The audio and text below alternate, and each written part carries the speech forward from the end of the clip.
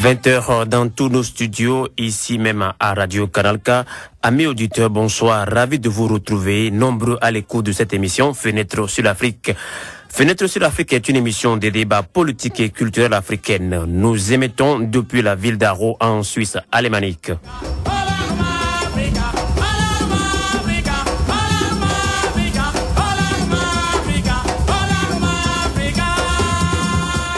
Et pour discuter de l'élection présidentielle contestée au Gabon et qui a suscité la colère de cette population déjà sortie dans les rues gabonaises, je reçois ce soir dans Fenêtre sur l'Afrique Monsieur Rodrigue Pogli au téléphone depuis Yverdon.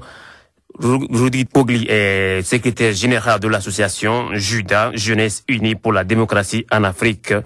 Il nous livrera ses opinions sur cette mascarade électorale au Gabon.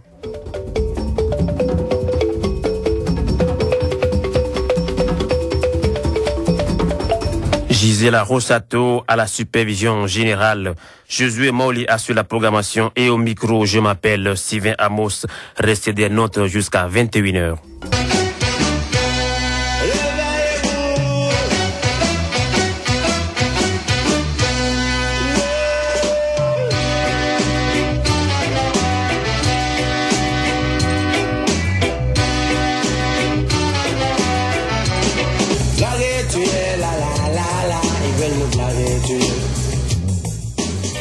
24 heures après la proclamation des résultats provisoires de l'élection présidentielle anticipée du 30 août 2009 par le ministre de l'Intérieur gabonais, Jean-François Ndongou, ceux-ci viennent d'être validés hier vendredi en début d'après-midi par la Cour constitutionnelle à temps après de sources concordantes. Les résultats provisoires du scrutin présidentiel du 30 août, proclamés le jeudi 3 septembre dernier, consacrant la victoire du candidat du Parti démocratique gabonais, PDG parti au pouvoir, Ali Bongo Ondimba, fils du président de fin Omar Bongo, à hauteur de 41,73% des suffrages suivis respectivement d'André Mba Obame et de Pierre Mbambundu avec 25,88% et 25,22%, ont requis l'approbation de la Cour constitutionnelle qui, à en croire nos sources, les a validés hier vendredi.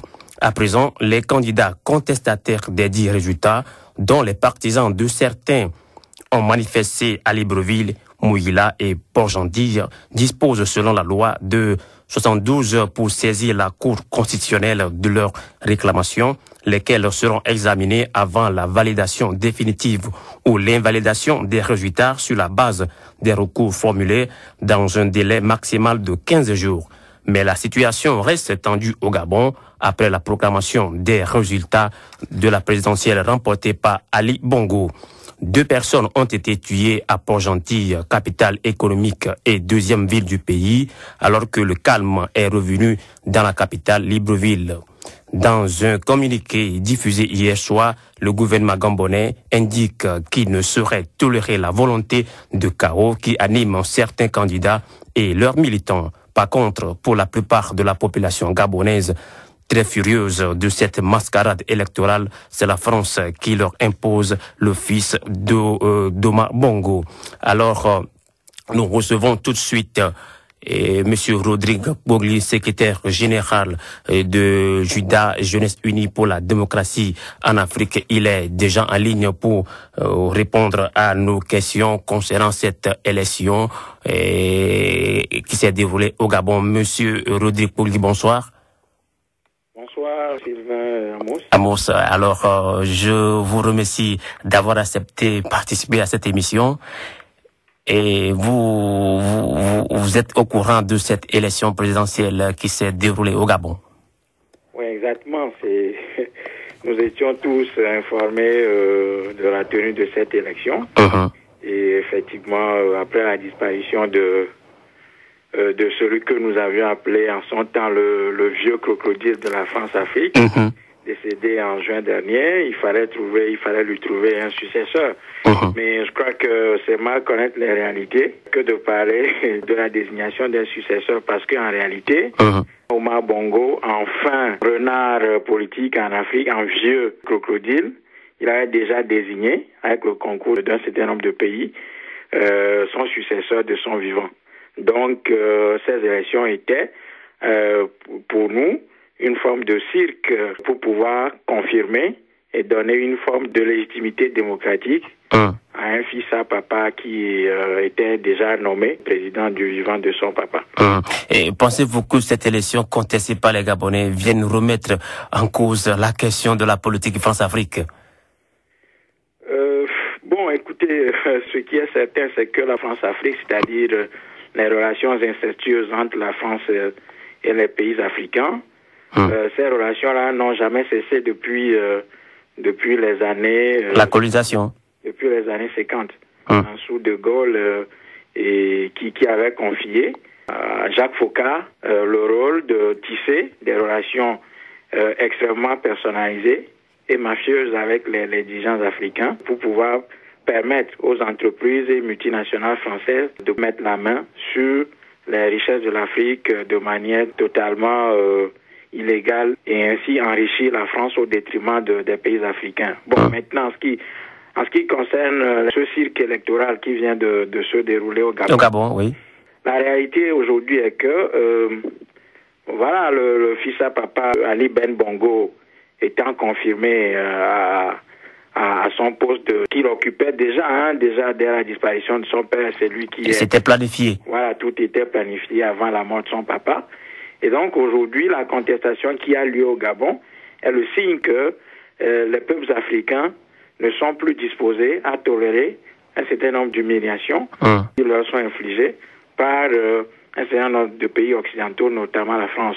Et donc, moi je pense que ce qui se passe actuellement au Gabon est la preuve palpable du bras de fer qui a lieu entre les acteurs de cette France-Afrique-là et le peuple.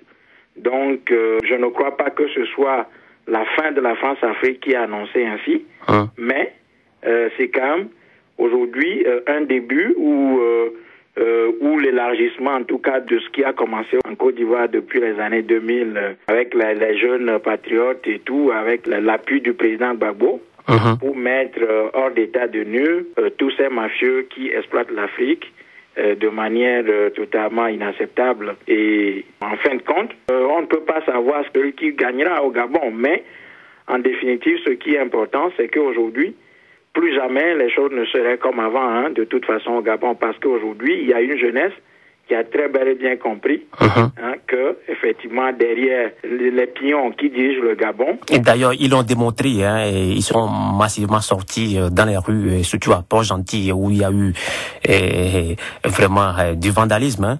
Ils l'ont appelé comme ça. Oui, bon, écoutez, les médias occidentaux présentent la situation comme ils veulent bien la présenter.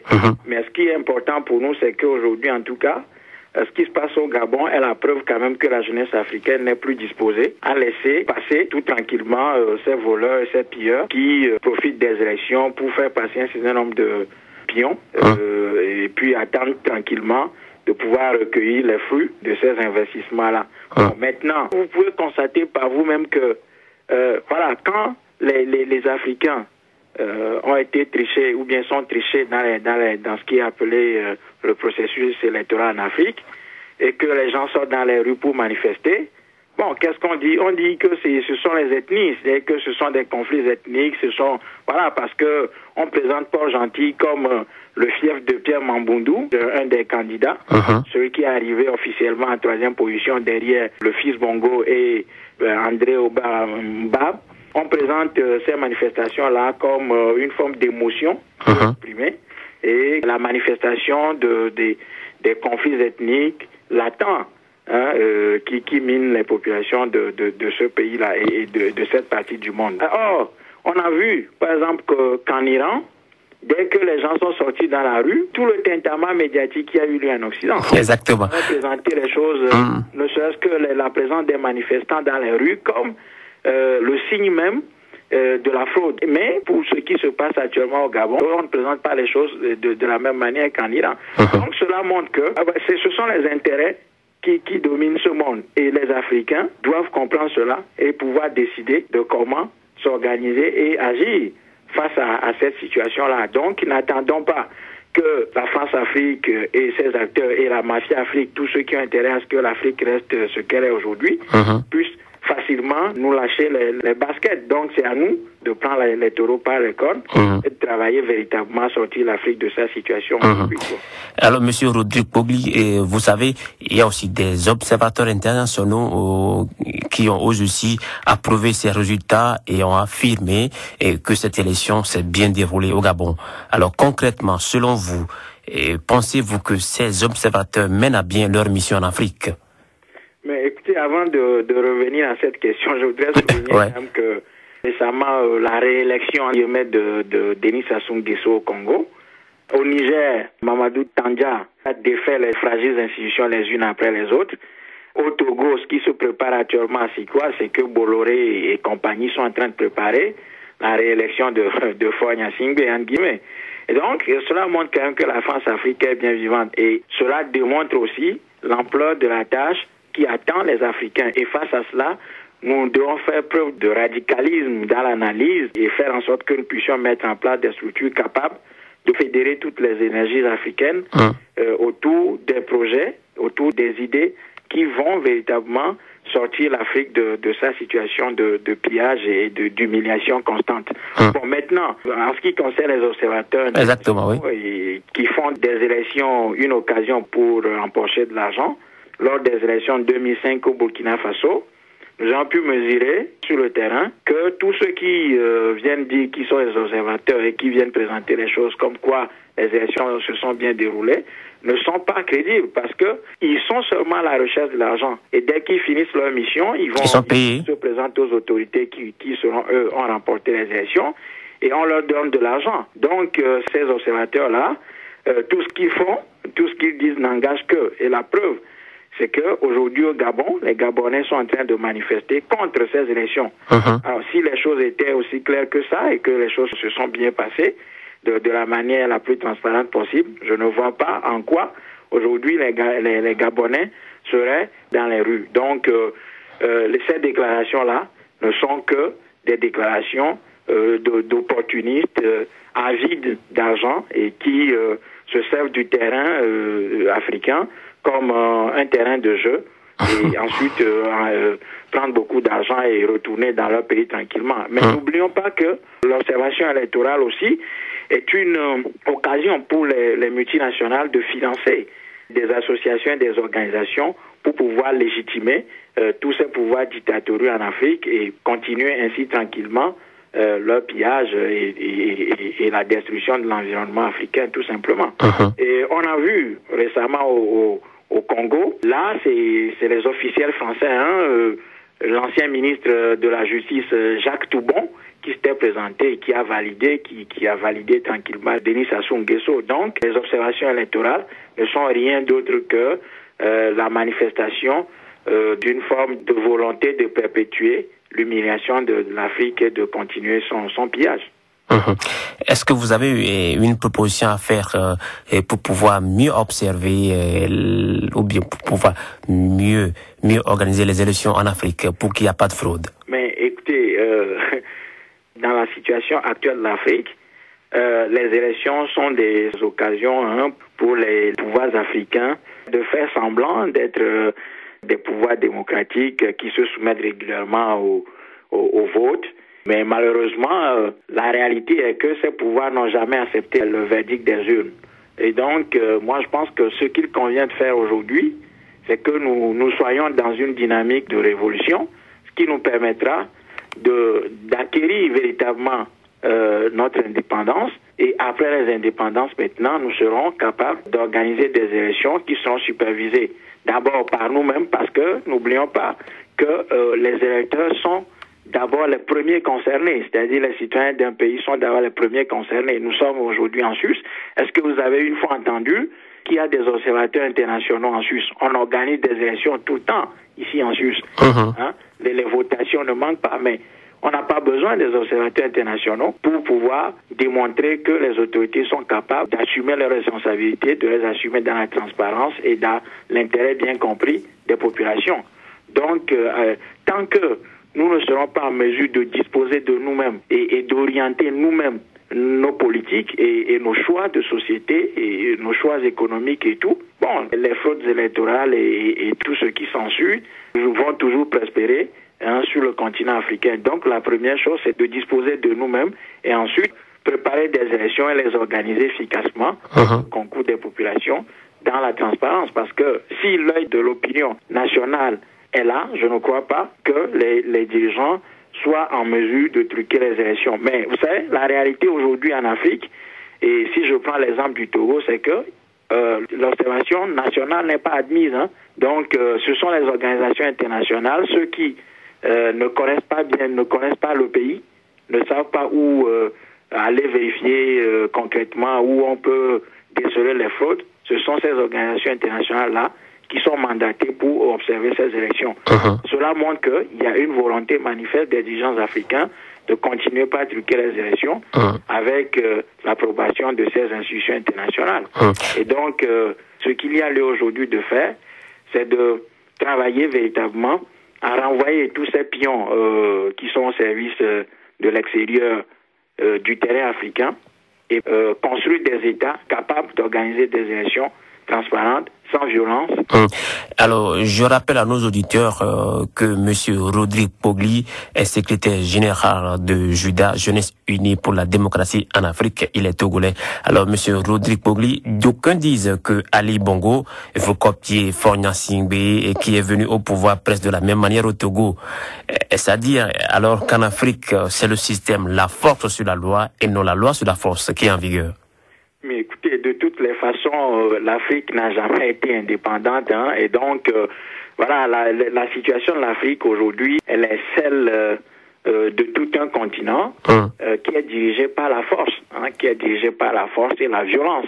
Donc, à partir de ce moment-là, on ne peut pas parler de loi, de droit qui prime sur la force, mais plutôt c'est la force qui brime complètement toutes les institutions, et on l'a vu récemment au Niger. Et au Togo aussi, partout, on le voit. Donc, je ne crois pas que ce soit le droit qui prime. En revanche, ce qui est clair et qui est mesurable sur le terrain aujourd'hui, c'est que dans tous les cas, c'est la force qui prime. Et on a vu, avec ce qui se passe actuellement au Gabon, que cette force-là, elle est encore manifestée. Et ce qui est encore plus grave dans la situation du Gabon, c'est que l'exercice de la violence et le déploiement de la force armée est soutenu, sinon même organisé, avec le concours de la France qui, avec sa base, le 6e BIMA, le 6e bataillon qui est basé au Gabon depuis les années 70, et avec sa base aérienne qui est aussi basée au Gabon, ce sont toutes ces forces-là qui appuient aujourd'hui le déploiement de la violence au Gabon et qui, effectivement, opprime violemment notre peuple là-bas, au Gabon aujourd'hui. Donc, on le voit clairement. Nous sommes au printemps de la violence en Afrique. Et cette violence-là, elle est entretenue par un certain nombre de puissances, notamment la France, qui ne... Mais jusque-là, la France n'a pas encore intervenu. Mais écoutez, la France interviendra. Déjà, quand on dit sur les médias français que, bon, voilà, les Gabonais sont en train de s'en prendre aux biens et aux intérêts français, notamment le consulat qui est brûlé, et que, bon, voilà, on s'attaque aux installations pétrolières de Elf et de Total et tout ça, c'est qu'on est en train de préparer l'opinion à accepter une éventuelle intervention de la France. Mais moi, je pense aujourd'hui que nous ne sommes pas en mesure d'avoir des informations réelles, mais connaissant ce que la France a fait au Togo, en soutenant et en patrouillant aux côtés des forces armées togolaises lors de la disparition du général Yadema, c'est clair que aujourd'hui, vu les intérêts que la France a au Gabon, c'est sûr que la France a déployé déjà un dispositif militaire, ou alors ce dispositif militaire déjà en alerte pour venir en aide à l'armée du feu Oumar Bongo pour mater tous ceux qui oseraient défier, contester. Voilà, l'autorité illégitime et de fait qui est en train d'être établie au Gabon. Alors, à la Juda, Jeunesse Unie pour la démocratie unie en Afrique, que pensez-vous de cette situation et qui prévaut en Afrique où la jeunesse africaine est laissée pour compte? La vérité de l'histoire aujourd'hui, en tout cas en Afrique, c'est que effectivement, comme vous l'avez dit, la jeunesse africaine, elle est délaissée. Mais en plus d'être délaissée, elle est l'objet de toute forme de répression, d'humiliation. Elle est victime de toutes les injustices et elle est, selon les cas, manipulée pour parfois servir les intérêts de ses propres bourreaux. Donc, dans cette situation-là, ce qu'il convient de faire, c'est de continuer le travail de conscientisation qui a été entrepris déjà dans les années 50 et 60 par un certain nombre d'Africains, notamment les Patrice Lumumba, les Nkrumah, les Sylvanus Olympio et tout, passant par les plus jeunes, Tavia Morin et Steve Biko et Thomas Sankara. C'est de continuer le travail de conscientisation afin d'ouvrir les yeux à notre peuple et de lui faire savoir le monde dans lequel nous sommes, qui est guidé par un certain nombre de puissances néocoloniales qui utilisent à la fois la violence et la ruse pour pouvoir s'accaparer et faire main basse sur toutes les richesses des autres peuples. Donc, moi je pense que ce qu'il faut faire, c'est de continuer le travail de conscientisation, d'information en direction de notre jeunesse pour qu'elle comprenne la situation et ensuite lui tenir les mains, lui montrer à peu près toutes les stratégies pouvant nous amener à nous défaire de ces régimes-là qui sont contre les peuples africains et qui jouent véritablement contre ces peuples-là au profit d'eux-mêmes et au profit de leurs mentors qui ne cessent pourtant de nous donner les leçons de démocratie, des droits de l'homme dans le monde. Alors, pour ne pas vous retenir encore au téléphone, une dernière question. Que pensez-vous de ce que disent souvent beaucoup d'Africains, beaucoup d'Occidentaux, que le problème africain, c'est l'Afrique elle-même? Mais on le voit, on vient de le voir au Gabon. Est-ce que ce sont les Gabonais qui ont choisi de pérenniser le régime de Bongo Père? Quand on sait que Bongo Père a passé ses 41 ans au pouvoir, a financé tous les partis politiques français, de l'extrême gauche jusqu'à l'extrême droite, on ne peut pas comprendre que les Gabonais soient aussi bêtes de confier la gestion de ce pays-là à son fils. Donc, c'est très clair, aujourd'hui on le voit, la France a soutenu ce garçon, Robert Bourgi, qui est le conseiller Afrique de Sarkozy, avait clairement dit que son candidat, c'est Ali Bongo. Ce qui veut dire que comme Sarkozy lui-même ne peut pas venir dire sur les ondes qu'il soutient Ali Bongo, bon voilà, c'est son conseiller qui l'a fait. Et donc, ça voudrait dire que cette élection a été déjà faite et que ce sont les autres qui décident à notre place. Donc, l'Afrique n'est pas indépendante. Et à partir du moment où les gens ne sont pas indépendants, qui ne peuvent pas choisir les dirigeants qu'il leur faut et se départir de ces dirigeants quand ceux-ci ne remplissent pas leur mission, à partir de ce moment-là, on ne peut pas imputer la responsabilité de la situation aux Africains. Aux Africains. Aujourd'hui, la concurrence internationale et mondiale qui se développe, la Chine, les États-Unis, les pays, tout ce qu'on appelle les pays émergents, les anciens pays colonisateurs qui sont restés en Afrique, tout ce monde-là est en train de jouer sur le terrain africain pour capter simplement les matières premières qui sont là et soumettre l'Afrique de manière continue à une forme d'humiliation et à toutes les formes d'injustice. Et cela sous-entend clairement que nous ne sommes pas en mesure aujourd'hui d'affirmer nos choix et d'assumer nos responsabilités. Donc, on ne peut pas dire clairement que ce sont les Africains qui sont responsables de leur misère. En revanche, tout a été fait depuis des siècles pour que l'Afrique reste dans sa position. C'est en cela d'ailleurs qu'il y a urgence de faire en sorte que nous puissions retrouver rapidement les capacités et le courage dont nos ancêtres ont fait preuve pour pouvoir reprendre la lutte et libérer l'Afrique pour que les Africains puissent véritablement décider de leur destin. Voilà, c'est ce qui est important. Sans cela, tous ceux qui disent que le sort de l'Afrique est aujourd'hui le fait des Africains sont en train de se donner bonne conscience, tout simplement, parce que eux-mêmes, ils savent que c'est eux qui sont en train de tuer l'Afrique et que, pour se disculper, ils sont en train de dire que ce ne sont pas eux, alors que tout est là pour démontrer que ce ne sont pas les Africains. Ce ne sont pas les Africains qui ont soutenu Gnassingbé Eyadéma durant ces 40 années au pouvoir. Ce ne sont pas les Africains qui ont porté Mobutu au pouvoir et qui l'ont soutenu ce ne sont pas les Africains qui ont assassiné les pères des indépendances et tous les dignes fils d'Afrique. Comme Thomas Sankara aussi. Voilà, donc c'est clair qu'aujourd'hui, c'est ces puissances nuisibles et nocives se rendent compte de leurs actions en Afrique et sont en train de travailler pour noyer leurs responsabilités sous le silence des Africains. Donc c'est en cela d'ailleurs que les Africains doivent progressivement prendre la parole pour dire ce qui se passe concrètement sur le terrain africain. Votre mot de fin? Bon, tout ce qu'on peut dire, c'est qu'il faut encourager nos frères et nos compatriotes du Gabon pour continuer ce qu'ils sont en train de faire. Et moi, je pense que ce qui est important aussi, c'est d'appeler tous les Africains à être interpellés par cette situation. Parce que si on continue par nous enfermer dans les frontières qui ne sont pas les nôtres, qui ont été dessinées d'ailleurs à l'équerre et au compas du colonisateur à Berlin dans les années 1885, on est mort. Donc, il faut sortir de ces frontières-là et que tous les Africains puissent se retrouver dans toutes les luttes des peuples africains, où qu'ils soient, dans quelques pays qu'ils soient. Comme cela, nous serons en mesure de dégager progressivement des bases arrières. Et comme ça, nous serons en mesure, un jour, de libérer un pays qui nous servira peut-être de base arrière pour marcher sur les autres pays africains.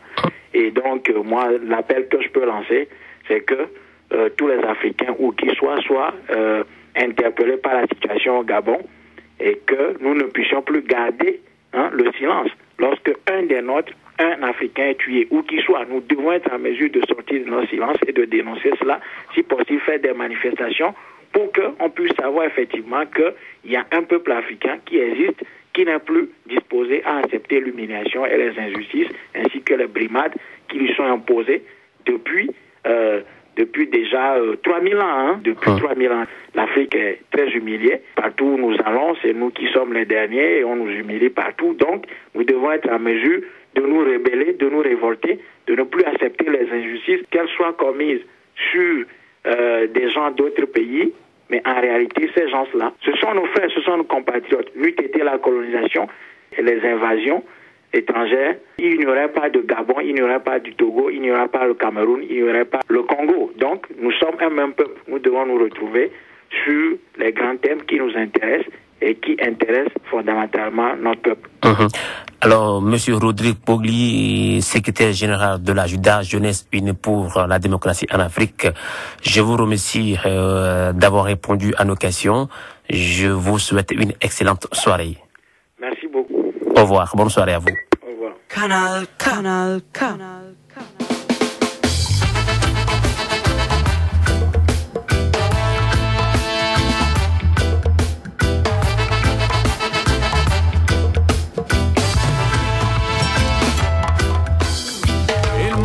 Que je suis malinqué, ils t'ont dit que tu es embêté.